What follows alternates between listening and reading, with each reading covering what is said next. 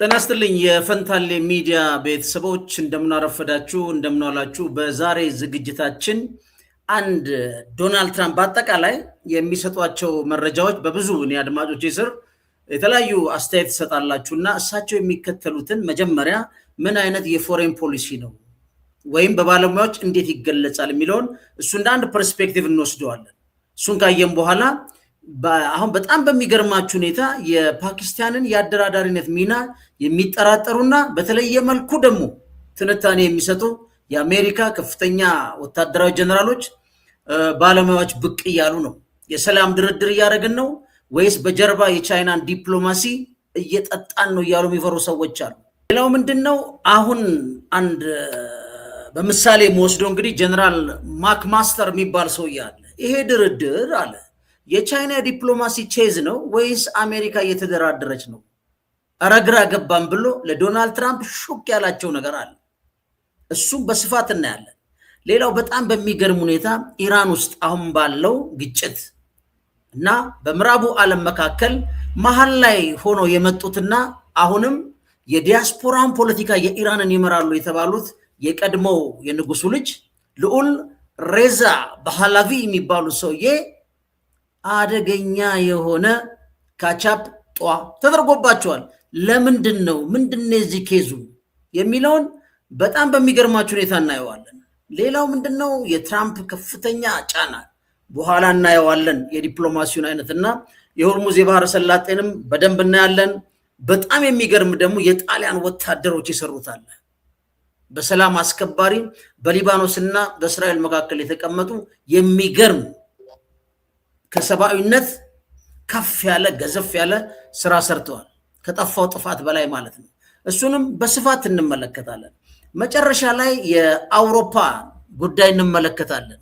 ሲያከራክር የነበረው የ90 ቢሊዮን ዩሮ ለዩክሬን ይሰጣል የተባለው ድጋፍ ወይም እርዳታ በቀድሞ የሃንጋሪ ጠቅላይ ሚኒስትር ቪክቶር ኦርባን ብሎክ የተደረገው በአዲሱ ተመራጭ ደግሞ ፍቃደኛ ሆኖ ዩክሬን 90 ቢሊዮን ዩሮ ላጣርጋለች።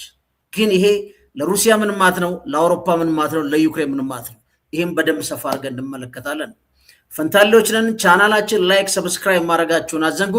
ብዙ ሰው ጋር እንዲደርስ ደግሞ ሼር አድርጉልን። አብረን እንቆይ።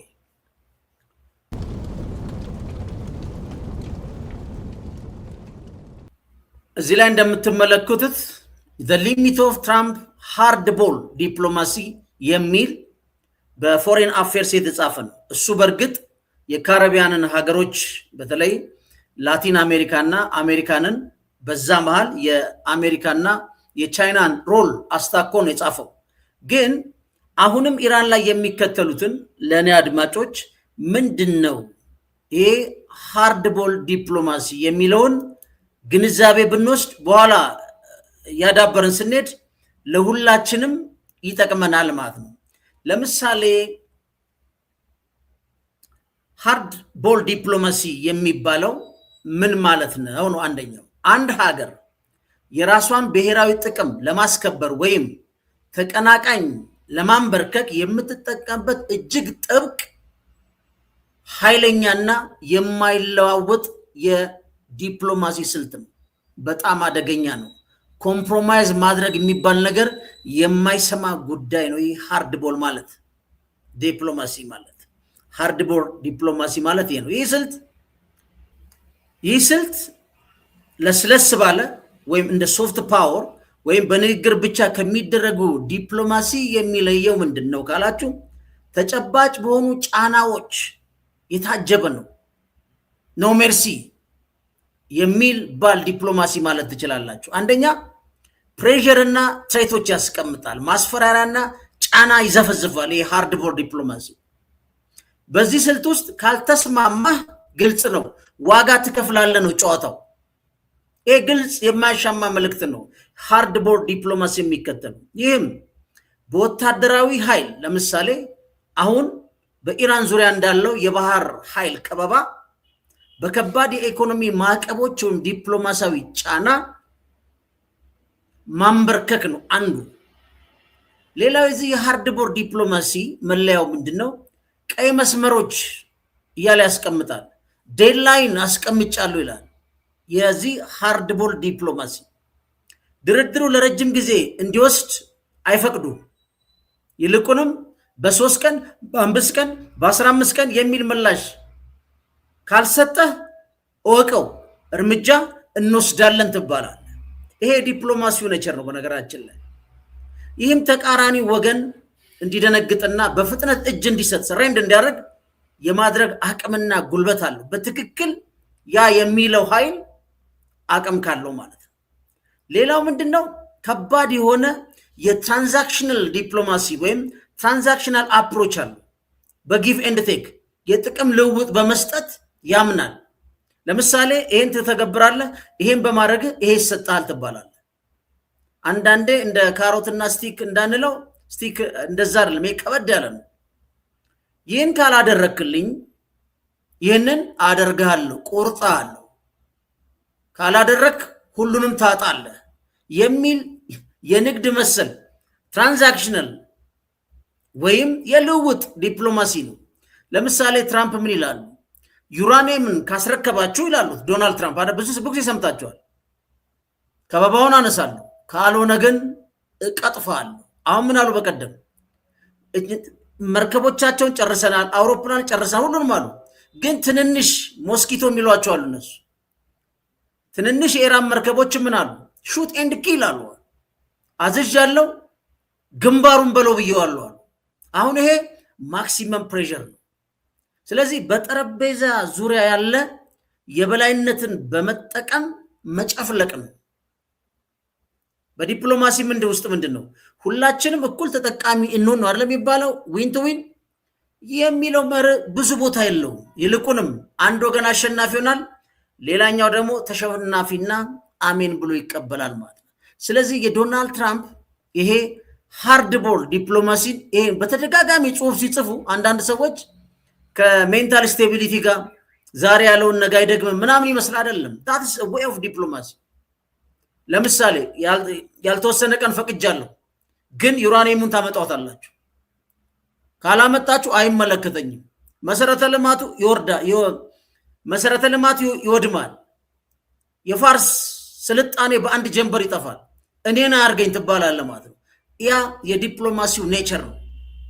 ግን እንደዚህ አይነት በጣም ግዙፍ የሆኑ ቋንቋዎች ደግሞ በዓለም አቀፍ ሕግ የአንድን ሀገር ሙሉ ስልጣኔ አውድማለሁ ማለቱ ብቻ ኢትስ ዘ ዋር ክራይም ማለት ኢንተንቱ ነው የሚታየው። በሆነ መንገድ ስለቆመ አይደለም። ካደረገው ደግሞ እሱ ሌላ ጉዳይ ነው። ግን ይሄ ጽንሰ ሀሳብ ከየት መጣ ነው ዋናው ቁም ነገሩ። ሁላችሁም እንደምታውቁት የቤዝቦል ጨዋታ በጣም ጠንካራ ጨዋታ ነው። ጉልበት፣ አቅም፣ ፍጥነት የሚፈልግ ነው። ተጫዋቾች ኳሱን እጅግ በከፍተኛ ፍጥነትና ጥንካሬ ወደ ተቃራኒ ወገን በመወርወር ነጥብ ለማግኘት የሚጥሩበት ሁኔታን ለመግለጽ ነው። this is hardball ዲፕሎማሲ የመጣው።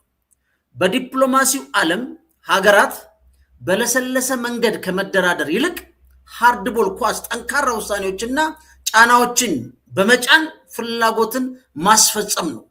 ይሄ አጠቃላይ አሁን ዶናልድ ትራምፕ የሚከተሉት ምንድነው? የሃርድቦል ዲፕሎማሲ ነው።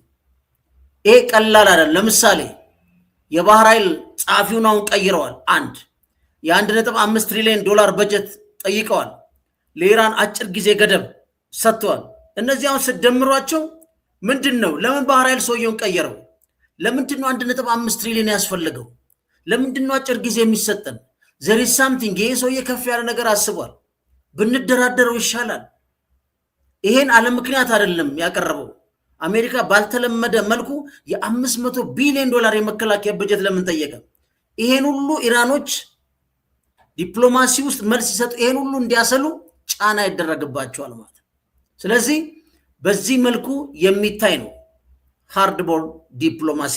ግን ለምሳሌ በላቲን አሜሪካ እዚህ ላይ ያለው ሰውዬ የጻፈውን እንመልከት። እሱ ሌላው እዚህ ጋር የምንጨምረው ምንድነው? ማቲያስ ስፔክተር የተባለው እንግዲህ በሚያዝያ 1 2025 ላይ ጻፈዋል። የትራምፕ የጠነከረ ዲፕሎማሲ ገደቦች ነው የሚለው that is hardball ዲፕሎማሲ ነው። ለምን የምዕራቡ ንቅፈ ክበብ ከአሜሪካ ፊቱን አዙሮ ወደ ቻይና ተመለከተ።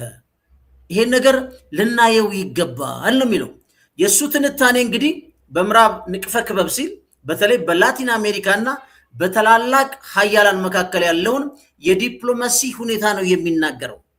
በዚህ ማዕቀፍ ነው እና እሱ ምንድን ነው የሚለው የላቲን አሜሪካና የካሪቢያን ሀገራት በአሜሪካና በቻይና መካከል ያለውን ሽኩቻ እንዴት እያስተናገዱት እንደሆነ በግልጽ ያስቀምጣል። በተለይ ዓለም አቀፋዊ ለውጥና አሰላለፍን በተመለከተ ማቲያስ ምንድን ነው የሚለው በአዲሱ የኃይል ፉክክር ውስጥ የአንድ ወገን ተገዢ ከመሆን ይልቅ ልብ በሉ የአንድ ወገን ተገዢ ከመሆን ይልቅ የራሳቸውን ጥቅም ለማስከበር የሚጥሩበት ንቁ ያለመሰለፍ አክቲቭ ነን አላይመንት ፖሊሲን ይከተላሉ ነው የሚለው እሱ። ይሄን ሲል ምን ማለቱ ነው? ለምሳሌ አንዱ ጠንካራ ዲፕሎማሲ ግጭት የሚመርጡ አሉ። ሃርድ ቦርድ ዲፕሎማሲ የሚባለው በአሜሪካውን ስናየው አሜሪካ ምን ያደርጋል? ዶናልድ ትራምፕ ታሪፍ ይጥላል። አንድ የድንበር መዝጋት፣ ለምሳሌ ከሜክሲኮ ብዙ የቀን ሰራተኞች ይሄዳሉ። ያን ድንበር በመዝጋት ጫና መፍጠር። ሌላውስ እርዳታ ማቋረጥ። ይሄን በፍጹም ለዚህ ሀገር እርዳታ እንዳሰጡ ይባላል። እነዚህ ምንድናቸው? የመጫን አንድ ሀገር ላይ የመግፋት ምክንያቶች ናቸው። ከዛ ምን ያደርጋል? አገራቱ እነዚህ የሚባሉት በተለይ ላቲን አሜሪካኖቹ ላይ በስደትና በእጽ ቁጥጥር ዙሪያ እንዲተባበሩ የሚያደርግበት መንገድ ነው። ከሀገር ላይ እጽ እያዘዋወረ አሜሪካ የሚያመጣል። ይሄን መገደብ ስላልቻል ከአንተ ጋር አልነግድም 50% ታሪፍ ጥዬብሃለሁ፣ ቦርደሩም ዘግቼዋለሁ ትባላል። ያን ጊዜ ወደ ሀገር ውስጥ ተመልሰ እንደነዚህ የዲፕሎማሲ እሳቤ ውስጥ ያሉ ሰዎች የእጽ ቁጥጥሩን ያጠብቃል ብሎ ይታሰባል ማለት ነው። አሁን ለምሳሌ ብራዚልን ታርጌት አድርጓል ዶናልድ ትራምፕ። በዚህ የእጽ ዝውውር ዋናው አባቷ ተብላለች። ቬኔዙዌላ ነበር፣ ወደ ብራዚል ተኪዷል። ሌላው ግን አክቲቭ ነን አላይመንት ማለት ትብብር የሌለው ዓለም አቀፍ ሂደት ነው እየተከተሉ የምንለው። የቻይና አሁን የኢኮኖሚ ስበት ነው አንዱ።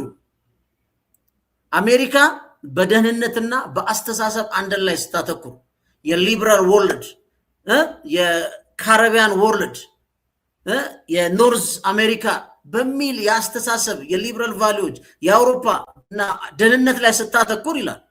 ቻይና ግን ለብዙ የደቡብ አሜሪካ ሀገራት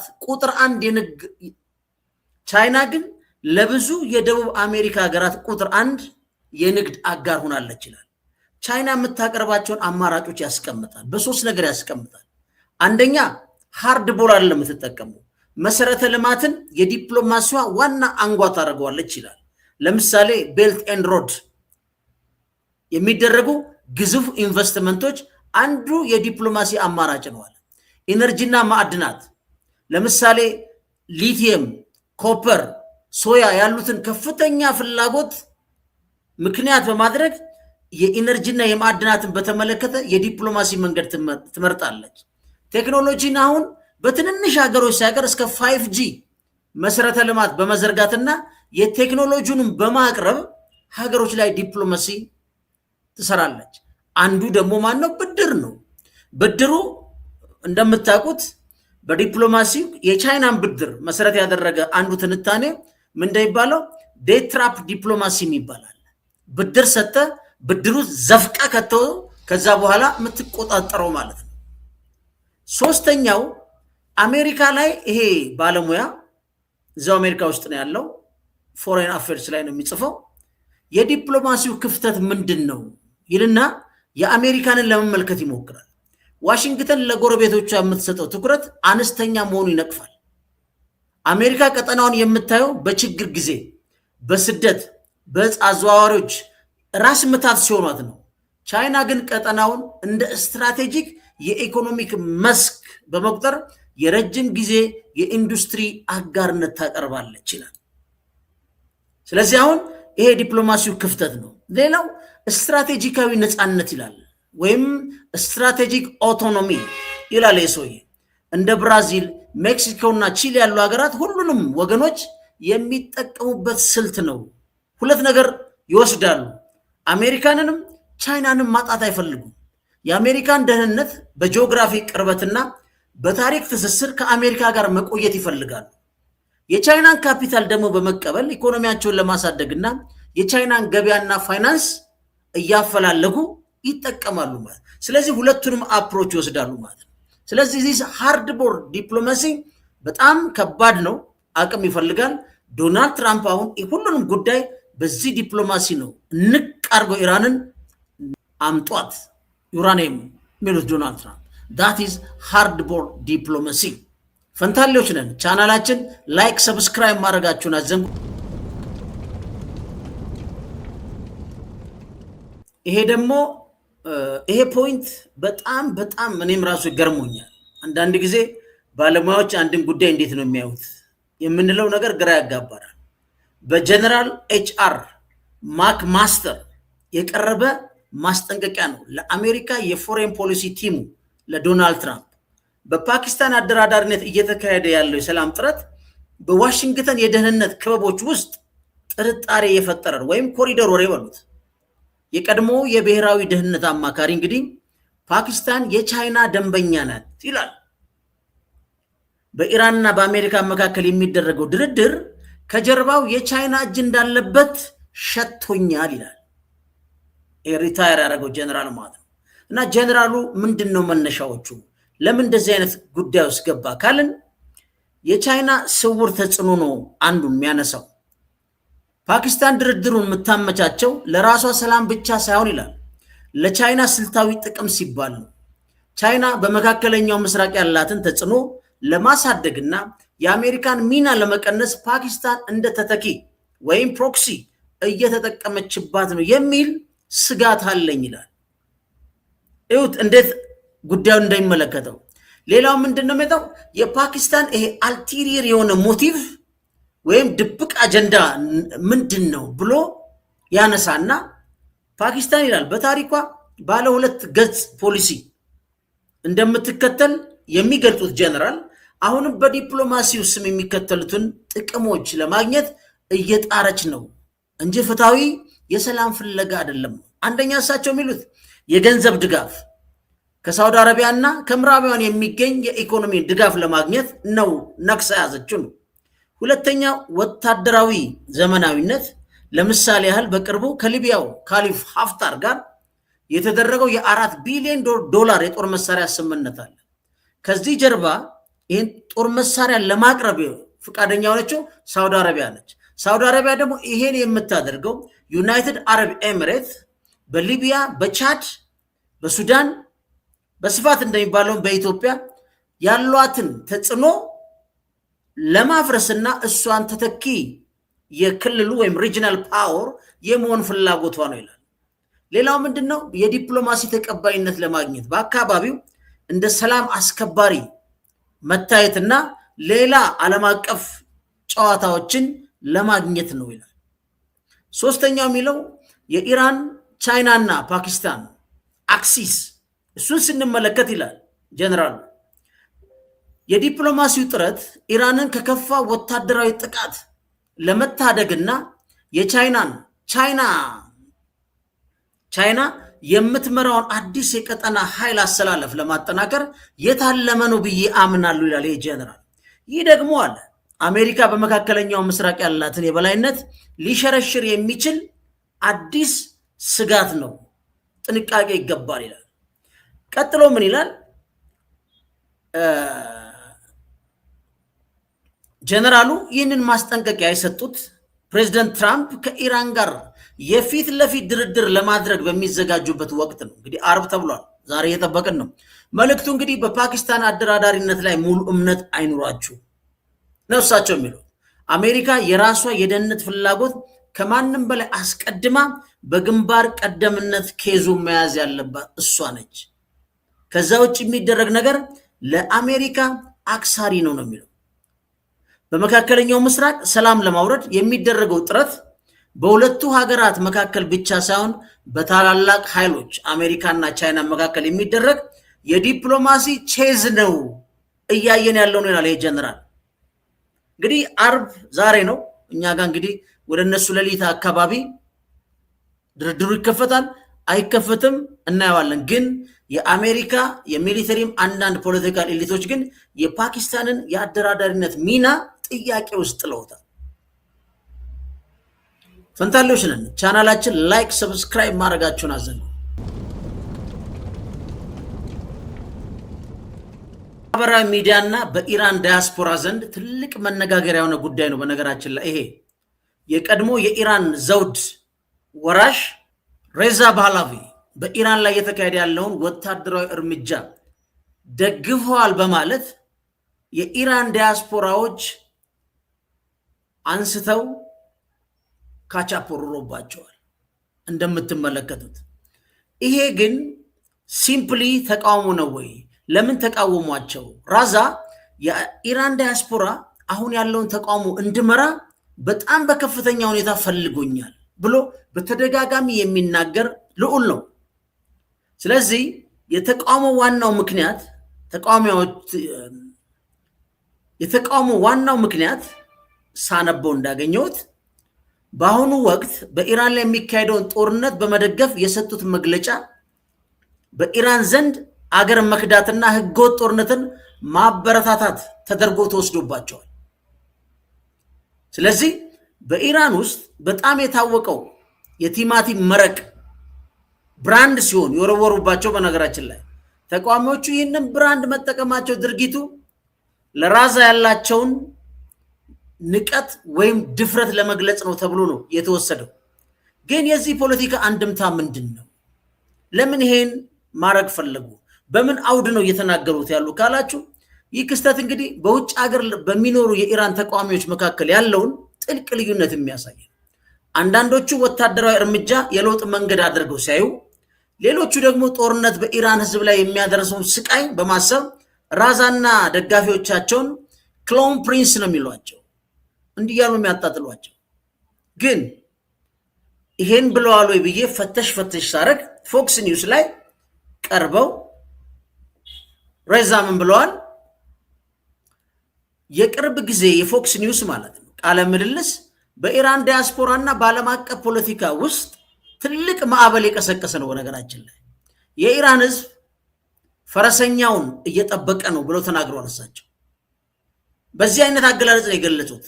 በኢራን ላይ የሚደረገውን ቀጥተኛ ወታደራዊ ጥቃት በይፋ መደገፋቸውን ያሳያል። አሁን እሳቸው ብልጥ ቢሆኑ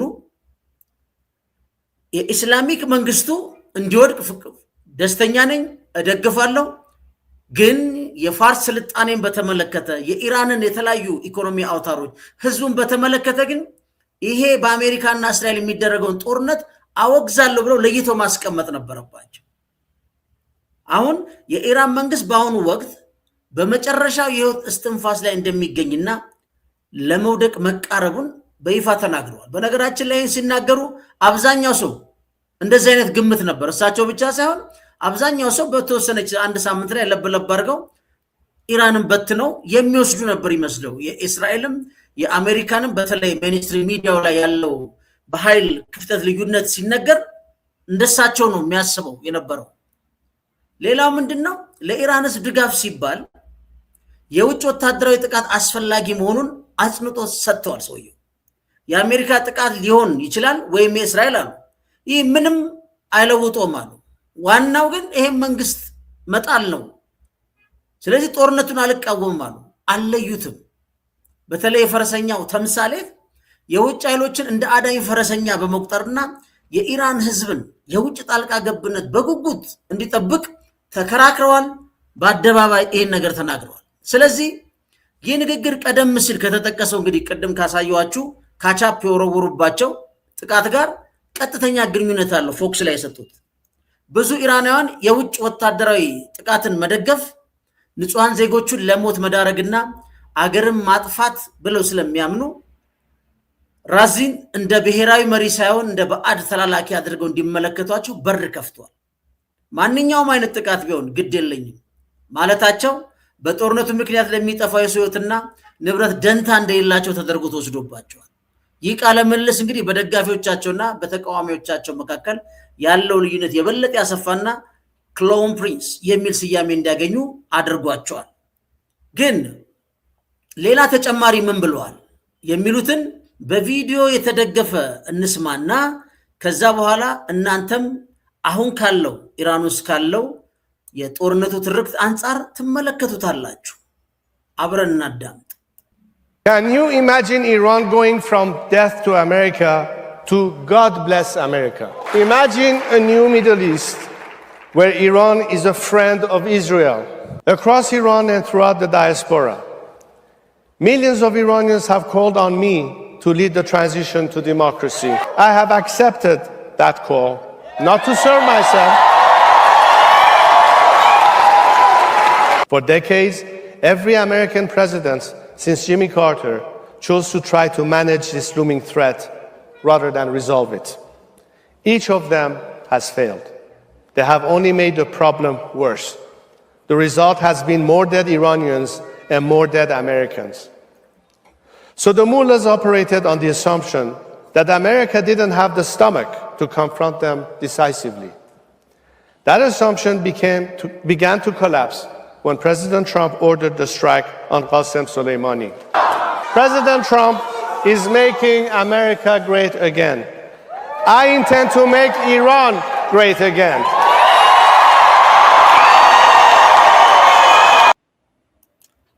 ይሄን በደንብ እንደምታዩት ዶናልድ ትራምፕ ሁሌ የሚከሱት ላለፉት 40 ምናምን ዓመታት ዴስቱ አሜሪካ ዴስቱ እስራኤል የሚል አደገኛ ጽንፈኛ ኃይል ነው እየተዋጋ ነው ይላሉ። እሳቸው ምን አሉ? ዴስቱ አሜሪካ የሚለውን ጋድ ብሌስ አሜሪካ ብለው ቀየሩት ማለት። ስለዚህ በምን ያህል እርቀት ላይ እንዳሉ ያሳያል። ለዚህ ነው ዲያስፖራው የኢራን ተሳታፊውም ለፖለቲካው ቅርብ የሆነው ኃይል ካቻፕ የወረወረባቸው። ስለዚህ ማነው ትክክል? ሁለቱንም ታሪክ ይዳኛቸዋል ማለት ነው። ፈንታሌዎች ነን። ቻናላችን ላይክ፣ ሰብስክራይብ ማድረጋችሁን አዘንጉ።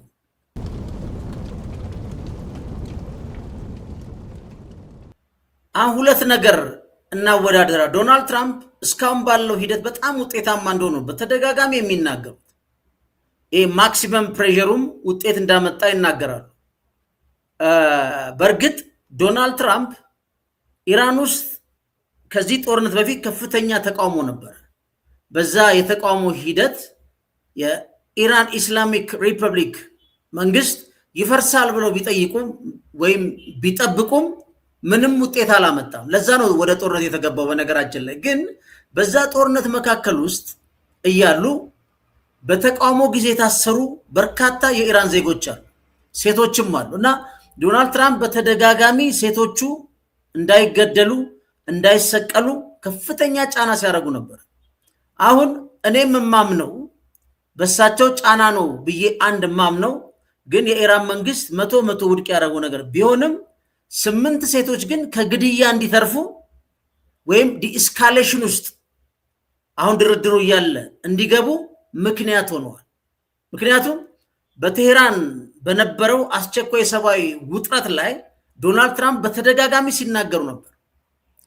የኢራን አመራሮች ያሳዩት አሁን ለኔ በጎ ፍቃድ ምልክት ጉድ ጀስቸር ይባላል በዲፕሎማሲ ዶናልድ ትራምፕን ከሚያመጡትም ማክሲመም ፕሬሸርም ሰብአዊነትን በተመለከተም በሴቶቹ ላይ ያሳዩት ጠንካራ ግፊት 8 ሴቶች ከሞት እንዲድኑ አድርገዋል ብዬ አምናለሁ።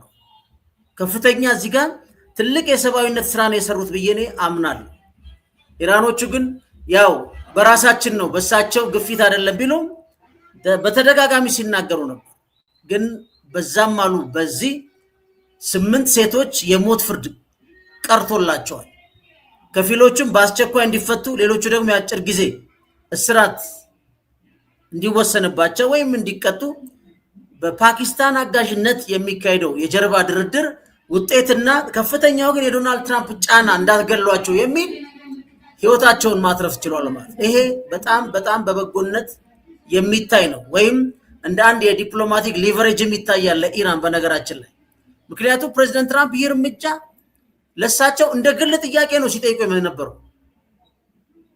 ወይም ብዙ ጊዜ አይታችሁ ከሆነ ሰላም በኃይል ፒስ ትሩ ስትሬንግዝ ይበሉ እንጂ ጠንካራ ስለሆንኩ ነው ሊሉም ይችላሉ። ግን በጣም ስትሮንግሊ ነው የሴቶቹን መገደል ሲቃወም የነበሩት። ሴቶቹም ተርፈዋል። ስለዚህ በጣም በባህር ከበባውና ወታደራዊ ጫና ቢኖርም አትፌስ ቫልዩ ግን ለመነጋገር ጉድ ጀስቸር ነው ኢን ዲፕሎማሲ። ኢራኖች ይሄን ማድረጋቸውም አሪፍ ነው በነገራችን ላይ።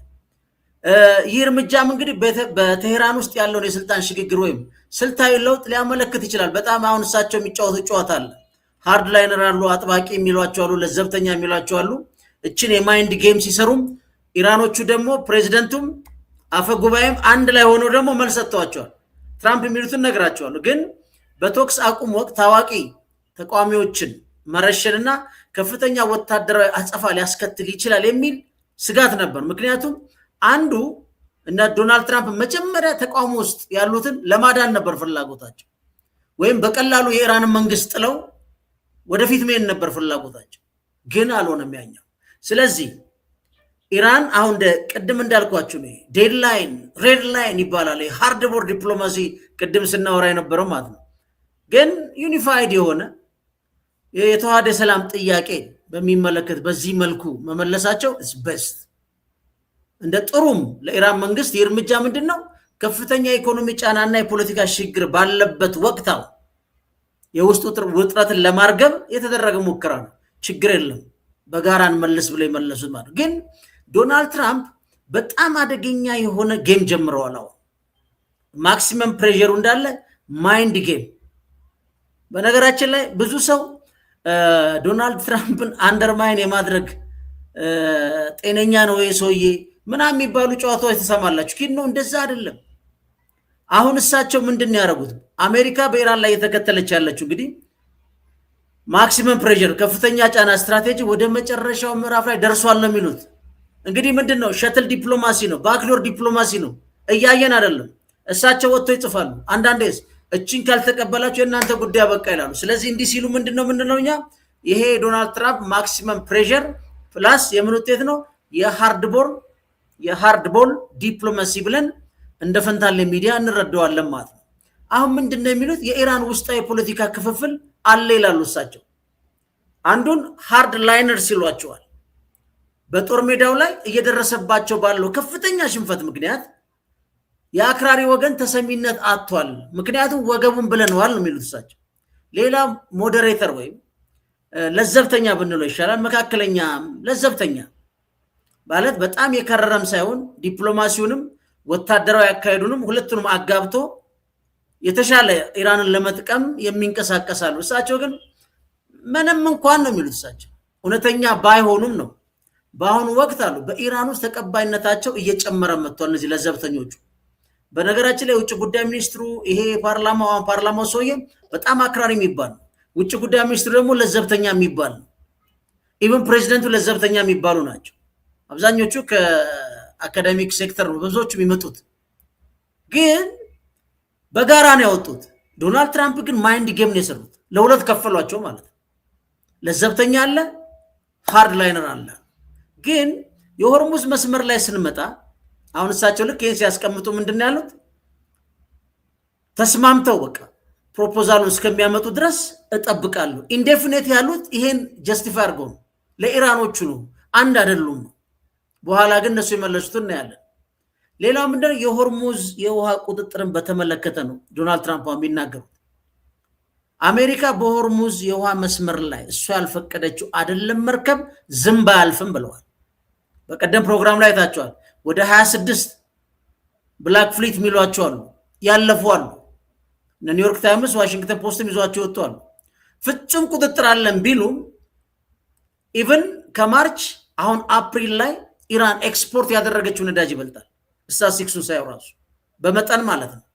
ስለዚህ ምንድነው በጣም የታሸገ ማለት ነው እሳቸው የሚሉት ብሎኬድ የሆነ ሲልድ አፕ ታይት የሆነ ያለ አሜሪካ ባህር ኃይል ፈቃድ ማንኛውም መርከብ ወደ ፋርስ ባህረ ሰላጤ መግባት ሆነ መውጣት አይችልም ብለዋል እሳቸው። ሲንቀሳቀስ ካየውም ግንባሩን በለው ብለዋል። አስቡት፣ ይሄ የዶናልድ ትራምፕ አፕሮች ነው። ምን መጀመሪያ ከፍሏቸዋል፣ ዝም አያልፍም ይለዋል። ሊያልፍ ከሞከረ ግንባሩን ትለዋል። ይችን ሃርድ ቦል ዲፕሎማሲን አይስቷት። ዲልን በተመለከተም ዞር ይሉና ትራምፕ ይህ ገዳ የሚነሳው ይላሉ ኢራን አሜሪካ የምትፈልገውን አይነት አዲስ ስምምነት ለማድረግ ስትስማማ ብቻ ነው። ምንድነው? ሃርድ ቦል ዲፕሎማሲ ነው። ካልተስማማችስ ዋጋዋን ታገኛለች። ድርድር ካልፈለጋችሁ ውጤቱን ትቀበላላችሁ። ቋንቋና ተርሙኒው ቅድም ከምላችሁ ፐርስፔክቲቭ ነው ማየት ያለባችሁ። ማክሲመም ፕሬሸር እና ይሄ ሃርድ ቦል ዲፕሎማሲው ያመጣው ጨዋታና ቋንቋ ነው ማለት ነው። አሁን ዶናልድ ትራምፕ እንደዚህ ሲሉ ለዚህ ሃርድ ቦል ዲፕሎማሲ ማክሲማሊስት ዲማንድ ፕላስ ማይንድ ጌም ሊከፍሏቸው ማወጡ ሁለቱ ወጡ። ማናማ በኢራን የፓርላማው አፈ ጉባኤ መሐመድ ባቂር ጋሊባፍ እና በፕሬዝደንቱ መስዑድ ፔሽኪያን በጋራ የወጣ መግለጫ ለቀቁ። ለምን? አንድነን በኢራን የአመራር መዋቅር ውስጥ የታየ ትልቅ የፖለቲካ ለውጥን ያመለክታል። ምክንያቱም ለዘብተኛውም እሳቸው እንደሚሉት አክራሪውም ተጋብተው ነው እየሰሩ ያሉት። በተለይ ፕሬዚደንት ትራምፕ በኢራን አመራሮች መካከል መከፋፈል ለመፍጠር የሄዱበትን ፖይንት ምን ብለው ዘጉት? አክራሪና ለዘብተኛ የሚሉት ልዩነቶችን አከሰሙት። ምን ብለው? ኢራን ውስጥ ለረጅም ጊዜ በፖለቲካው ዓለም ለዘብተኛ ሪፎርሚስት በሉት ሞዴሬት በሉት ተብሎ የሚታወቁት ፕሬዚደንት ማነው? መስዑድ እና አጥባቂው ኮንሰርቫቲቭ ሃርድ ላይነር የሚባሉት አፈ ጉባኤው ጋሊባፍ አንድ አይነት መግለጫ አወጡ ማለት ነው። አት ዘ ሴም ታይም ኤክስ ገጻቸው ላይ ጉጭ አረጉ። አገሪቱ አሁን ላለችበት የህልውና አደጋ ብሔራዊ የአንድነት መንግስትን መርጠናል የሚል ወይም እሱን የሚያሳይ ቁጭ አረጉ ማለት ነው። ሁላችንም አቤታዊ ነን አሉ። ሁላችንም ጓዶች ነን የሚለውን አገላለጽ የተጠቀሙት የምዕራባውያን አገራት በኢራን አመራሮች መካከል ያለው ልዩነት በጣም ሲጠብቁት ነበር። እነሱ ግን ሁለቱም አዘ ሴም ታይም ፖስት አድርገው ኖ እኛ አንድ ነን። ሌላስ ምን አሉ? ለከፍተኛው መሪ የሚሰጠውን ታማኝነት እንደገና ሪአፊርም አድርጉ። ፖዚሽናቸው መልሰው መጽናታቸውን አረጋገጡ። ለአብዮታዊው ከፍተኛ መሪ ፍጹም ታዛዥ ነን አሉ። ከፍተኛው መሪ አሊ ሐመኒ መገደላቸውን ተከትሎ ሊመጣ የሚችለውን የአመራር ቀውስ ለመከላከል የተደረገ ከፍተኛ ብስለት ያለው ጥረት ተደርጎ ነው የተነገረላቸው። ይህ አገላለጽ አዲሱ ወይም ተተኪው መሪ በቅርቡ እንግዲህ በተሰሙ መረጃዎች ማን ነው? ሙጅታባ ሐመኒ በሁለቱም ወገኖች ዘንድ ሙሉ ተቀባይነት እንዳላቸው የሚያረጋግጥ ልክ እንደ ብረት አንድ ነን የሚል መግለጫ ወጡ አፈ ጉባኤውና ፕሬዚደንቱ። ቀጥሎስ ለፕሬዚደንት ትራምፕ የተሰጠን ጠንካራ ማስጠንቀቂያ ተደርጎ ነው የተወሰደው። ወራሪው አሉ ወንጀለኛ በድርጊቱ እንዲጸጸት እናደርጋለን። አሁን ደግሞ አንፈራም ነው።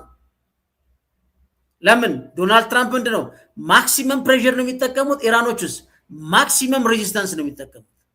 ኢራን በቅርቡ ለደረሰባት የአየር ጥቃትና ለተጣለባት ከፍተኛ ኢኮኖሚ ጫና ወታደራዊ ምላሽ ለመስጠት ዝግጁ ናት ብሎ አረጋገጡ።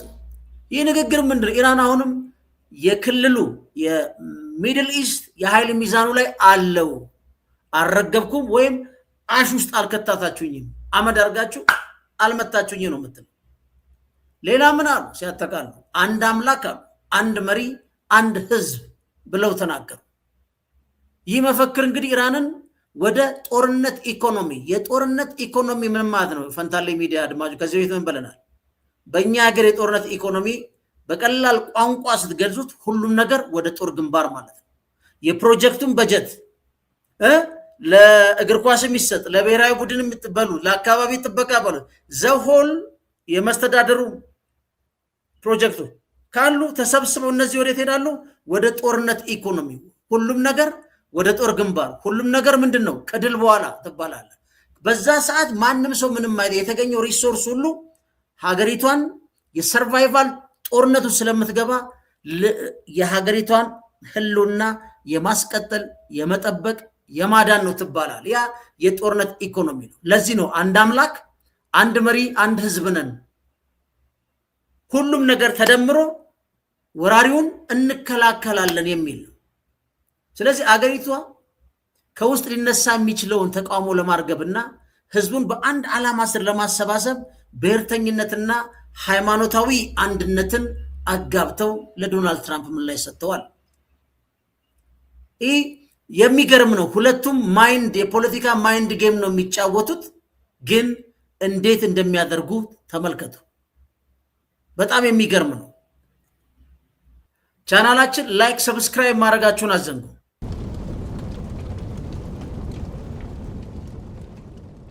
አሁን ነገሮችን ለማጥራት ሁለት ቪዲዮ ያሳያችኋለሁ። አንደኛው የፕሬዝዳንት ትራምፕ ሶሻል ትሩዝ ፔጃቸው ላይ በተደጋጋሚ የሚጠቅሱት ሰው አለ። በሚቀጥሉት 72 ሰዓት ላይ ምንም ካልተፈጠረ ምንድን ነው ማድረግ የሚቻለው? ምክንያቱም ቅድም አሳይቻቸዋለሁ የዶናልድ ትራምፕ የማይንድ ጌም ማለት ነው። እና ይሄ ሰውዬ ማርክ ቲሰን ይባላል። ማርክ ቲሰን ማለት በፕሬዚደንት ደብሊው ቡሽ ስፒች ራይተር የነበረ እና ምንድን ነው የሚለው የአሜሪካን እንግዲህ የውጭ ግንኙነት ፖሊሲ ይበልጥ ጠንካራ እና አደገኛ አቅጣጫ የሚያሰፋ ነው። ምን ብለናል? ሃርድቦል ዲፕሎማሲ ብለናል። ሃርድቦል ዲፕሎማሲ ብለናል። ምንድን ነው የሚለው? ስምምነቱን የማይፈልጉ መሪዎችን መግደል ነው። ዶናልድ ትራምፕ ለሁለት ከፍሏቸው። እዚህ ጋር ሃርድ ላይነርስ አሏቸው፣ እዚህ ጋር ሪፎርሚስት ሞዴሬት በሉት የፈለጋችሁት። ስለዚህ የማይስማሙትን ግንባሩን ማለት ነው ይላል። ይህ እንግዲህ ከመደበኛ ዲፕሎማሲ ከተለመደው ውጪ አንድ በአደባባይም አይነገርም፣ ግን በተደጋጋሚ ይህን ሰው የማርክ ቲሰንን ሶሻል ትሩዝ ላይ ዶናልድ ትራምፕ ይጠቀማሉ። የዚህ ሰውዬ ንግግር ይዘት በአጠቃላይ ምን ይመስላል ካላችሁኝ፣ አሁን እሱ የሚናገረው ንግግር ዶናልድ ትራምፕ እየተናገሩ ያሉት እንደማለት ነው በኢራን ሆነ በሌሎች አካባቢዎች ለሚገኙ የአሜሪካ ተቃዋሚዎች የተሰጠ ወይ ተደራደሩ ወይም ውጤቱን ተቀበሉ የሚል ግልጽ ማስጠንቀቂያ ነው የሚያስቀምጠው። ይህ ሰውዬ እንግዲህ ፎክስ ኒውስ ላይ ነው የመጣ። ፎክስ ኒውስ ፕሮ ቱ ሪፐብሊካን፣ አሁን የነጩ ቤተ መንግስት ደግሞ ቀኝ እጅ ነው። ምንድነው ስልቱ የሚያወራ ስትሉት ታርጌትድ ኪሊንግ ነው። ትራምፕ የቲሰን ንግግር በተደጋጋሚ ጠቅሷል። በነገራችን እንደ ቃሲም ሱሌማኒ አይነት እርምጃዎች በሌሎች ከፍተኛ መሪዎች ላይ ለመድገም ወደኋላ እንደማይሉ ፍንጭ ነው የሰጡት ትራምፕ። ይህ ደግሞ በኢራን አክራሪ ሃርድ ላይነርስ እና ሞዴሬተር በሉት ሪፎርሚስት ተብሎ በተከፈሉ ወገኖች ላይ ሁለት ቦታ ዳይሴክት አድርገው ነው ዶናልድ ትራምፕ እያዩ ያዩት። ይሄ የሚለው ትራምፕ የሚፈልጉትን ስምምነት ዲል በውይይት የሚገኝ ሳይሆን ይላል በኃይል ተገዶ የሚመጣ ነው። በኃይል ሁሉንም መውሰድ መንጠቅም ይችላሉ ነው። ዩራኒየሙን ያመጣሉ፣ ካላመጡ ግንባራቸውን ነው። ከነሱ ጋር የሚያወራ የሚደራደር የለም ነው የሚለው እሱ። እግዚአብሔር ያሳያችሁ። ይሄ ሰውዬ አሁን የፓኪስታን ድርድር 40 አለ ብለናል። ዛሬ እንግዲህ እሱ ትላንት ነው የተናገረው። በፓኪስታን አደራዳሪነት የተጀመረው የሁለቱ አገሮች ድርድር ባለፈው ምን አሳይቻችኋለሁ። ዋሽንግተን ፖስት ድርድሩ የሚቋጨው ይሄ ጦርነት የእነሱን አመራሮች በመግደል ነው ብለዋል። ዘሴም ኢኩቫለንትሊ ስፒኪንግ የመሪዎችን ኢላማ በማድረግ ይህን ጨዋታ ዶናልድ ትራምፕ መፈጸም አለባቸው ይላል። ሌላ ፕሮፌሰር አሳያቸዋለሁ፣ ግን እስቲ እናዳምጠው የሚለውን። After 72 hours, if they don't come to the table, what do you think should happen? Well, if there are two factions in Iran, one that wants a deal and one that doesn't want a deal, let's kill the ones that don't want a deal. If it's that simple, we've killed over 50 Iranian leaders so far. Let's go back. Let's end the ceasefire and finish the job. Admiral Cooper has taken out about 70 to 80% of the targets he was assigned. There's another 20 to 30% to be done. Let's finish that. Let's take out the leaders who don't want a deal, and then we threaten to destroy Karg Island if they don't give us the nuclear dust and bring them back to the table. Then I mean, it's clear that they're. You say Admiral Cooper has a plan to open up the strait quickly. Absolutely. Look, Iran needs a deal. Trump does not. Trump can end this war without a deal. You go back, you finish the target list that he gave Admiral Cooper. You open up the Strait of Hormuz. Admiral Cooper has a plan to do that. He's got electronic warfare, counter-drone technology, and once you take out the remaining 20 to 30% of their ballistic missile capacity, the threat dissipates. And then we've already blockaded Karg Island. We can tell them, look, if you don't give us the nuclear dust, we'll destroy Cargisland and we'll destroy your economy. And you'll have them in a complete vice. So, you know, Trump is being very generous, giving them this extra time. It shouldn't last very long. He doesn't need the deal, they do, and come to the table. And if they won't, eliminate the leaders who are the obstacle to a deal. ሚገርም ነው በጣም እንደውም ከዶናልድ ትራምፕ የትን ያህል 15 ከዚህ ይገለናል ነው የሚለው አሁንም ለቅሞ መጨረስ ነው የሚለው ዩራኒየምን ታመጣላችሁ አምጡ ነው ካላመጣችሁ አዲዮስ ነው ይያለ ያለው ሰው የሚገርም ነው ማለት ይሄ ነው ሃርድ ቦል ዲፕሎማሲ የምንላችሁ ግን እሱ በዚህ ደረጃ ሲናገር ዶናልድ ትራምፕም አንድም ዝምብ አታልፈም ሲሉ መከላከያ ሚኒስትሩም ሲናገር እዛ ያለው ኢታማጆር ሹም ሲናገር ከዚህ ደግሞ ዲፈረንት ኦፒኒየን ያላቸው አሜሪካዊ ፕሮፌሰር ምንድነው የሚሉት የሚለውን ደግሞ ለማነጻጸሪያ እናዳምጣቸው ምክንያቱም አሜሪካ ያቀደችውን የፈለገችውን እስካሁን አግኝታለች ወይ ነው ጥያቄው እነሱ የፈለጉትን ይበሉ እኚስ ፕሮፌሰር ምን ይላሉ አብረን እናዳምጣቸው nuclear enrichment capability completely. They had to stop supporting the Houthis, Hamas, and Hezbollah. They had to get rid of their missiles. And furthermore, there was going to be regime change. Those were the big four demands, the most important of which I believe was regime change. Because if you got regime change, then in their story, you could achieve the other three goals. But those were the big four goals. We have failed on all four counts. You just don't want to lose sight of this. We have failed to achieve any of those goals. And in fact, one could argue, Chris, that we have made the situation worse. In terms of missiles, it would seem to me that the major lesson that the Iranians should take from this conflict is that they should build lots of missiles, lots of launchers, and hide them in missile cities. In terms of the nuclear issue, one could argue that if anything, they should have learned that what they need is nuclear weapons. And this could be pushing them further in that direction.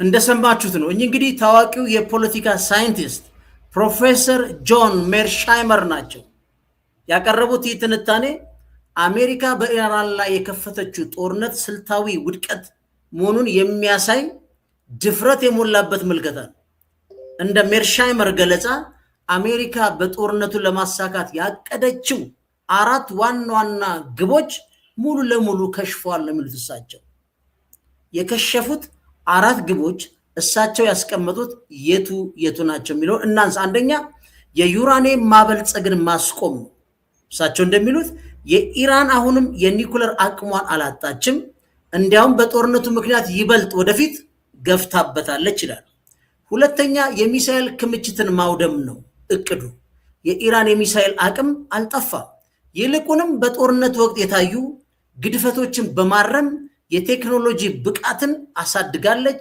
አዘምናለች ነው የሚሉት አራተኛ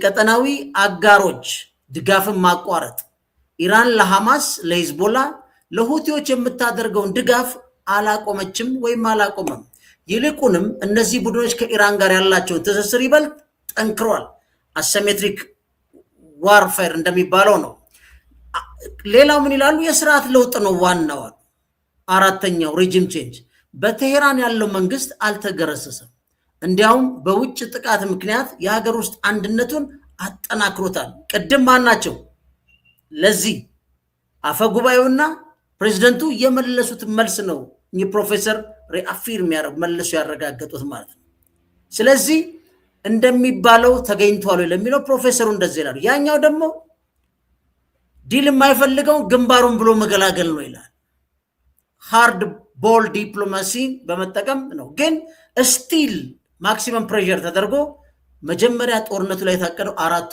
አልተሳካም ነው የሚሉት ፕሮፌሰሩ ስለዚህ ሜርሻይመር እንደሚሉት ጦርነቱ አሜሪካ ካሰበችው በተቃራኒ አደጋ ላይ ጥሏታል ኢራን ከሚሳኤል ጥቃቶች ትልቅ ትምህርት የቀሰመች ሲሆን አሁን ደግሞ ደህንነትን ለማረጋገጥ የግድ የኒኩለር መሳሪያ ባለቤት መሆን አለብኝ ወደሚል ድምዳሜ እንድትመጣ አድርጓታል ከዚህም በያቸዋለሁ አሜሪካና ኢራን በዲፕሎማሲው ዓለም ካመጡት አንዱ ክስረት ሄጂሞኒክ ፓወር በተለይ ፕሬዴተር ሄጂሞኒክ ፓወር ያላቸውን ለመቋቋም የነሱንም ተለጣፊ ለመቋቋም ኒኩለር መታጠቅ ብቸኛው አማራጭ ነው ብሎ ዓለም እንዲያምን አድርገዋል። ይሄ ከባድ ለዓለም የዲፕሎማሲ ክስረት ነው። ስለዚህ ይህ ደግሞ ለቀጠናው ብቻ ሳይሆን ለዓለም ትልቅ ስጋት ነው ብለዋል እሳቸው። የማን ኢራን ኒኩለር ቦምብን ለመታጠቅ ያላት አምቢሽን መታጠቋ እንደ ዲትራንስ ቢታይም ግን ምን ብለናል ከዚህ በፊት በውይይታችን ላይ እንደ ዶሚኖ ኢፌክት ሳውዲ አረቢያ፣ ዩናይትድ አረብ ኤሚሬት፣ ኩዌት፣ ኳታር እየተባለ ቱርክ እየተባለ ሁሉም ቢታጠቀው ሊሆን ይችላል ማለት ነው። ከዛ በኋላ መቆጣጠር በማይችልበት ሁኔታ ውስጥ ሊገባ ይችላል። ሜርሻይመር ሪያሊስቲክ ፖለቲክስ በማራመድ የሚታወቁ ናቸው።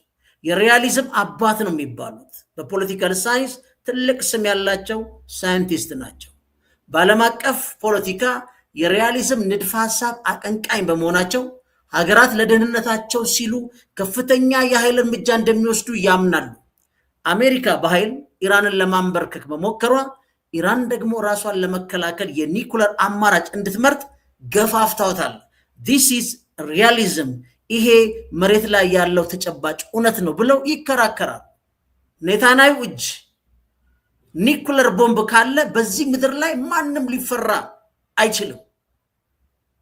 እሳቸውም እንደሚሉት ምንድን ነው ባላንስ ለማድረግ እንደውም እስከ መታጠቅ ድረስ ሊያምኑ ይችላሉ። ፋክቱ ምንድን ነው? ኔታንያሁ በተለይ የሱ ፖለቲካል ሊደርሺፕ ኒኩለር ቦምብ በታጠቀበት አካባቢ ኔታንያሁ ኤግዚስቴንሻል ትሬት የሚፈጥር ነው። ሳውዲ አረቢያ እነ ኢራን የመሳሰሉት ደግሞ ስትራቴጂክ ትሬቶች ናቸው። በአካባቢው ላይ የበላይነት የሚታገሉ እንጂ ሌሎች መጥፋት አለመጥፋት የህሉና ጥያቄ የደቀኑ ኤግዚስቴንሻል ትሬቶች አሉ። ይሄ ማን ነው? ኔታንያሁ። የሱ ፖለቲካል ሊደርሺፕ ምናልባት በፒስፉል ኮኤግዚስተንስ የሚያምኑ የእስራኤል ልጆች ወደፊት ሲመጡ ምናልባት ይሄ ኒኩለር ቦምብ በጥሩ ሁኔታ ማኔጅ ይደረጋል ተብሎ ይታመናል ማለት ነው። ስለዚህ በእነዚህ ባለሙያዎች በዶናልድ ትራምፕ በኢራን አስተሳሰብ መካከለኛው ምስራቅ አሁን ደግሞ ኢራን፣ አሜሪካ፣ እስራኤል በዚህ ኢስላማባድ ላይ ተወያይቶ ዓለማችንን ሰላሟን ያሳርፏት ይሆን? ምን ይፈጠራል? አብረን አፕዴት እናደርጋለን። አሁን ቀጥታ ወዴት ነው የምንሄደው ማለት ነው? ጀግና የሆኑ የኢጣሊያ ወታደሮች ለፈጸሙት ጀግንነት እውቅናም ሰጠን አሪፍ ፕሮግራም ደግሞ እናያለን ማለት ነው። አብራችሁ ነው።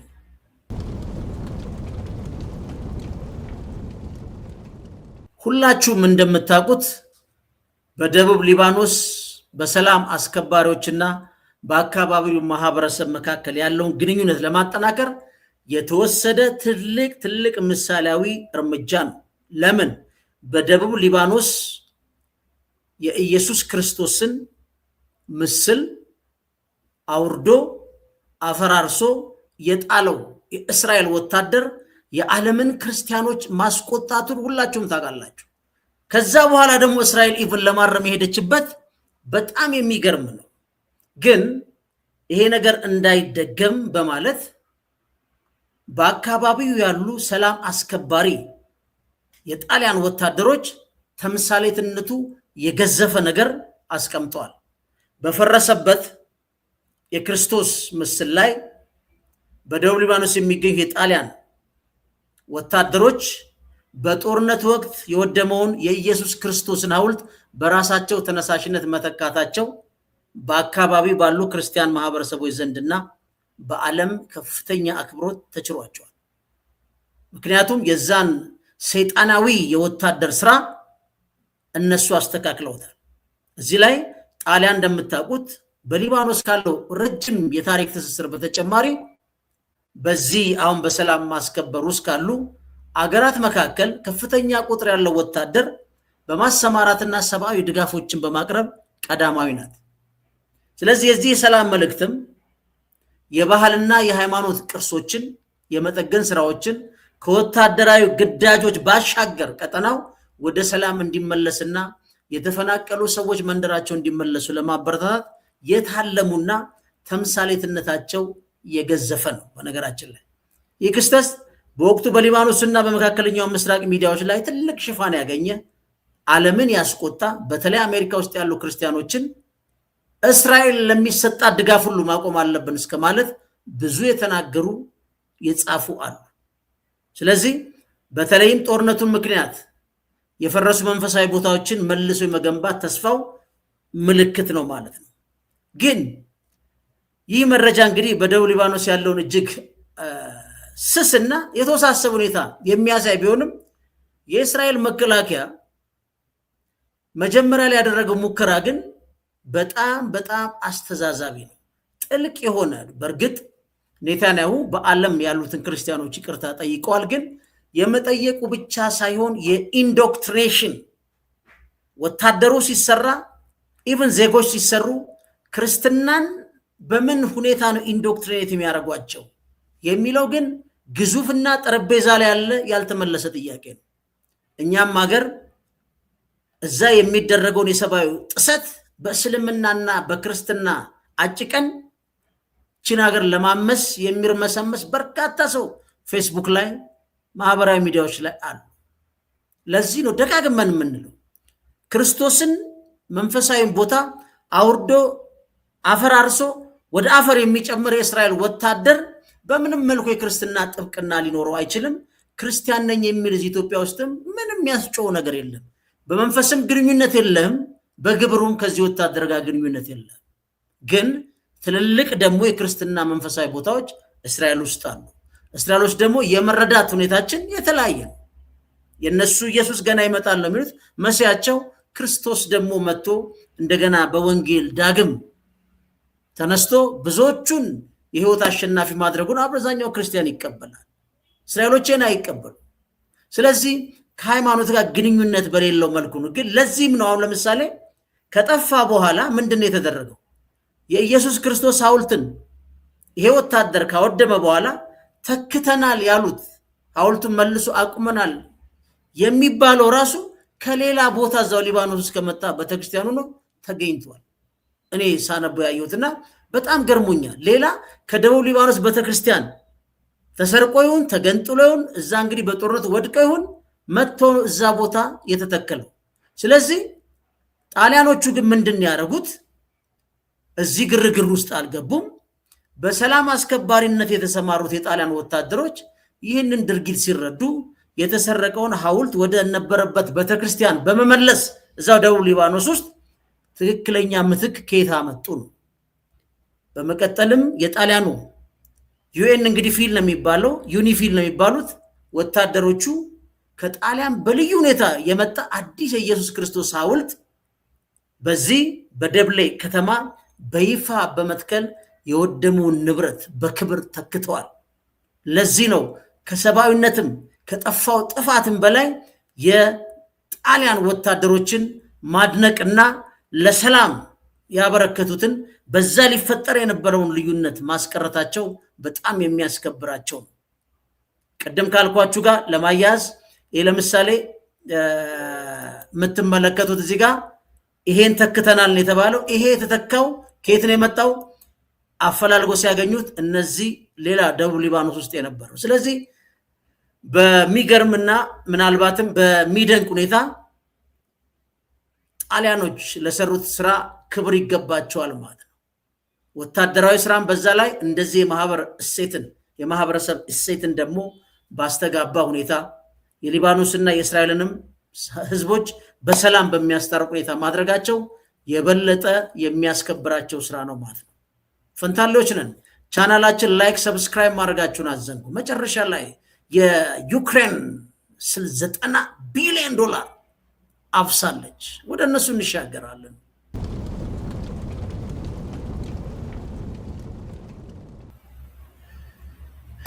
ይሄ ደግሞ የ90 ቢሊዮን ዩሮ ብድር መጽደቅና የዱር ዛብ የነዳጅ ቧንቧ ዳግም ስራ መጀመር በአውሮፓ ህብረትና በሩሲያ መካከል ያለው ውስብስብ ኃይልና የፖለቲካ ፍላጎት ፍጥጫ በግልጽ ያሳየ ዜና ነው። አንደኛ ሃንጋሪ ላይ በተደረገው ምርጫ ይሄን 90 ቢሊዮን ዩሮ ለዩክሬን መስጠት አይገባም፣ ብንሰጣትም ጦርነቱን አታሸንፍም፣ እኛ ደግሞ እዳውስ መግባት የለብንም ብለው ሲሟገቱ የነበሩት ቪክቶር ኦርባን 72 ድምጽ በማገኘ የተቃዋሚ ፓርቲ 72 በመቶ ተሸንፎ ከለቀቁ በኋላ የጸደቀ ነው። ይህ ብድር ምን ማለት ነው ካላችሁ የአውሮፓ ህብረት ይህን ግዙፍ የገንዘብ ድጋፍ ያጸደቀው እንግዲህ ዩክሬን መንግስታዊ ስራዎችን እንድትቀጥል የወደሙ መሰረተ ልማቶች እንድትጠግንና የመከላከያ አቅሟ እንድታጠናክር። ይህ ድጋፍ ህብረቱ ከዩክሬን ጎን መቆሙን የሚያሳይ ቢሆንም በህብረቱ አባላት መካከል ግን የተለያየ አመለካከት ፈጥሯል። ብዙዎች ተቃውሞታል፣ ግን በተባበረ ድምጽ ስለሆነ ያሳለፉት። ዩክሬን በማታሸንፈው ጦርነት ይሄን የሚያህል ብር ለምን ሰጣታለን ነው። ሌላው ምንድነው? የዱር ዝባ ቧንቧ ዳግም መከፈት ነው። ይህ ቧንቧ የሩሲያ ነዳጅ ወደ ሃንጋሪና ስሎቫኪያ የሚያጓጉዝ ቧንቧ ዳግም ስራ መጀመሩ ትልቅ ቢሆንም ወይም ደግሞ የኢኮኖሚ አስፈላጊነቱ ሃንጋሪና ስሎቫኪያ በከፍተኛ ሁኔታ በሩሲያ ነዳጅ ላይ ጥገኛ ናቸው። ቧንቧው መዘጋቱ በእነዚህ ሀገራት ላይ ከፍተኛ ኃይል ቀውስና የዋጋ ንረት አስከትሎ ነበር። የፖለቲካ ስምምነቱም ጥሩ ነው። ቧንቧውን ዳግም የተከፈተው ከከፍተኛ የዲፕሎማሲ ንግግሮች በኋላ ሲሆን ይህም አውሮፓ አሁንም ቢሆን ሙሉ በሙሉ ከሩሲያ የኃይል አቅርቦት መላቀቅ እንዳልቻለች የሚያሳይ ነው። ግን ፈራ ተባ እያሉ ነው። እንደገና ጥቅም የአውሮፓዎችም አጣብቂኝ ናቸው፣ ይሽኮረመማሉ። ለምን? የሩሲያ ነዳጅ ለመጠቀም። ለምን? ዘሶኮልድ በሊበራል ቫሊዩ የተሰበሰብን ሀገሮች ነን በሚል ሩሲያ በከፍተኛ ርካሽና በቧንቧ የምታቀርብላቸው ነዳጅ ትቶ የአሜሪካ ነዳጅ ተጠቃሚ ሆነዋል። ይህ ሁኔታ እንግዲህ አውሮፓ ያለችበትን አጣብቂኝ ያሳያል። በአንድ በኩል ለዩክሬን ቢሊዮን ዩሮዎች በመስጠት ሩሲያን ለመጫን ትሞክራለች። ጦርነቱን ለማፋፋም ዩክሬን ወደማትጨርሰው ጦርነት እንድትገባ ትፈልጋለች። በሌላ በኩል ግን ደግሞ ትመጣና የራሷን ኢኮኖሚ ለማዳን ከሩሲያ ነዳጅ መግዛቷን ለመቀጠል ትስማማለች። አያድርስ እኮ ነው እንደዚህ አይነት ማኔጅመንት። ሃንጋሪ እንግዲህ በቪክቶር ኦርባን የምትመራው በሩሲያ ላይ የሚጣሉ እገዳዎችን በተደጋጋሚ ስትቃወም ነበር። አሁን የመጣው ከአውሮፓ ጋር እስማማለሁ፣ ቤንጃሚን ኔታንያሁ አገሬን ቢመጡ አስራቸዋለሁ፣ በአይሲሲ ነው እኛ የምንገዛው ብሏል። ቪክቶር ኦርባን ደግሞ ባይወድቁ ኖሮ ኔታንያሁን ጋብዘዋቸው ነበር ሃንጋሪ እንዲጎበኙ። ስለዚህ የቧንቧ ዳግም መከፈት ለሃንጋሪ ዲፕሎማሲ ድል ተደርጎ ሊወሰድ ይችላል። ስላሸነፈ ነፃነት አሸነፈች ነው ያለችው የአውሮፓ ፕሬዝደንት የሃንጋሪ ምርጫ። ምክንያቱም ሀገሪቷ የራሷን የኤነርጂ ደህንነት ለማስጠበቅ ስትል በህብረቱ ውስጥ የነበራትን የቬቶ መብት ስትጠቀም ቆይታለች። አሁን ግን ይሄ የቬቶ መብት አዲሱ የተመረጠው ድጋፍ ሰጥቷል ማለት ነው። ስለዚህ በዓለም ፖለቲካ ውስጥ ዘላቂ ወዳጅ የለም ዘላቂ ጥቅም እንጂ የሚለው መርህ በግልጽ ያሳያል። አውሮፓ ሩሲያን በገንዘብ ለመቅጣት ብትፈልግም የራሷን ህዝብ ለቅዝቃዜና ለኢኮኖሚ ውድቀት እንዳይጋለጡ ደግሞ መልሳ የሩሲያን ነዳጅ ዳግም ገዝታለች። እሱ ብቻ አይደለም፣ ተጨማሪ 20 ማዕቀብ አሁን ሩሲያ ላይ ጥለዋል። ይህ እርምጃ በዩክሬን ጦርነት ሂደት ላይ በአውሮፓ ህብረት አንድነት ላይ ምን ተጽዕኖ ሊኖረው ይችላል የሚለውን በስፋት እመለስበታለሁ። የሩሲያ ነዳጅ በአውሮፓ ኢኮኖሚ ውስጥ ምን ማለት ነው? አሁንስ ይሄ $90 ቢሊዮን ዩክሬንን አሸናፊ አርጎ ያስወጣታል? ሩሲያስ በመቀጠል ምን ልትፈጽም ትችላለች? ግን የዚህ ብድር ከባዱ ነገር አስምረን ማለፍ ያለብን የዚህ የ20 ቢሊዮን ዩሮ የሚሰበሰበው ከአውሮፓ የንግድ ገበያዎች ነው። ዋስትናው ምንድን ነው? የአውሮፓ ህብረት በጀት ነው። ልብ በሉልኝ። ያከፋፈሉ ስልት ህብረቱ ብድሩን የሚመልሰው ዩክሬን ከራሷ ካዝና በምትከፍለው ገንዘብ ሳይሆን፣ ልብ በሉ፣ ቀጣዩ ጦርነት ሩሲያ ለዩክሬን ከምትከፍለው የጦርነት ካሳ ነው። አስቡት፣ ሩሲያ ተፈርዶባት ዩክሬን ላይ ስትከፍል። ይሄ የግሎባሊስት የዓለም ግሎባሊስት ኢሊት ቴክኒክና ታክቲክ ነው። አንድ የጦር መሳሪያ ግዢ ነው የሚፈጸምበት። ከየት ነው የሚፈጸምበት? ከዓለም አቀፍ የሚሊተሪ ኮምፕሌክስ ኢንዱስትሪ ከሚመሩት ማነው ኮንስትራክሽን የሚሰሩት? ባንክ ፋይናንሰሮች ኤን ኮንስትራክሽን ገብተው የሚሰሩት ጦርነቱን ብር ሰጥቷት ራሷን አወደመች ዩክሬን። አሁን አበደሯት፣ መልሶ ይገነቧታል። መልሶ ደግሞ ሩሲያም ልታፈርሰው ትችላለች። ቀጣይ በሆነ መልኩ የዩክሬን ወጣቶች የሚሰቃዩበት ብድር ነው። የሚያሳዝነው ከዚህ ጦርነት በፊት ዩክሬን የአውሮፓ የዳቦ ቅርጫ የካሎሪ ቅርጫ የምትባል ሀገር ነች። ዛሬ አንድ የመድረክ ዳንሰኛ በራሱ ጥቅም ቢሆን ችግር ባልነበረበት 2014 ላይ ነግሬያቸዋለሁ። የቪክቶሪያ ያኑኮቪችን መንግስት እነ ቪክቶሪያ ኑላንድ በመፈንቅለ መንግስት ገልብጠው ያመጣዋቸው ልጆች ቀጥታ በነ ቪክቶሪያ ኑላንድ ታይም ቴብል ላይ ገብተው ከሩሲያ ጋር የኔቶ ፕሮክሲ ዋር የጀመሩት በጣም የሚያሳዝን ከ2014 እስከ 2022 ድረስ በተባበሩት መንግስታት 14,000 የሩሲያ ተወላጆች በግፍ መገደላቸውና የሚኒስክ ስምምነት በአንጀላ መርኬል የጸደቀና ጦርነቱን ይፈቷል የተባለውን ኢሚዲየትሊ ይሄ መጥቶ እንዲቀደው ነው የተደረገው። የሚያሳዝን ነው። በነገራችን ላይ ይሄ ፓወር ፖለቲክሱ በጣም በጣም ከባድ ነው። የአውሮፓውን በደንብ በትንና ይዋለን። በነገራችን ላይ መጨረሻ ላይ ግን ምንድነው የዚህ ፖለቲካ አንድምታ የሚለው እናስቀምጥና የውሳኔ ሩሲያ በጦርነቱ ትሸነፋለች ወይም ለደረሰው ጥፋት ካሳ መክፈል ይኖርባታል የሚል ጽኑ እምነት ነው የሚያሳየው። ኢማጂን ዩክሬን ሩሲያን ስታሸንፍ ማለት ነው 30% የሚሆነውን ግዛት አሁን እኮ በሩሲያ ተይዞ 90 ቢሊዮን ቪክቶር ምን ነበር የሚለው ሃንጋሪው እሷ ለማታሸንፈው እኛ ዳንገባም ነው የሚለው። በተጨማሪም በአሁኑ ወቅት ምንድነው በምዕራባውያን ሀገራት ላይ የታገዱ የሩሲያ ንብረቶች አሉ። ፍሮዝን አሴትስ ሶቨሪን አሴቶች ናቸው። የግለሰቦችን ማድረግ ትችላላችሁ።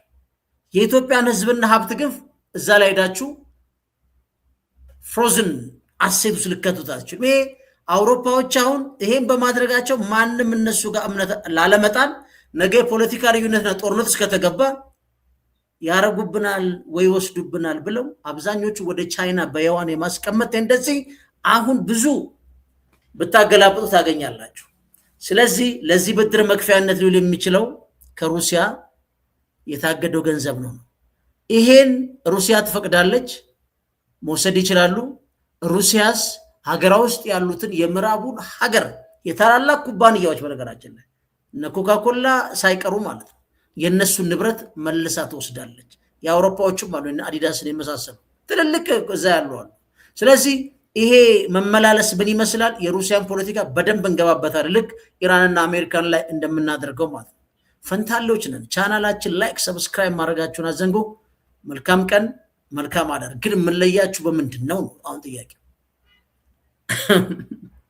ሃንጋሪ ውስጥ የተመረጠው ጠቅላይ ሚኒስትር ናይት ክለብ ውስጥ አንቱ የተባለውን ዳንስ ሲነካው አሳያችሁና እንሰናበታለን።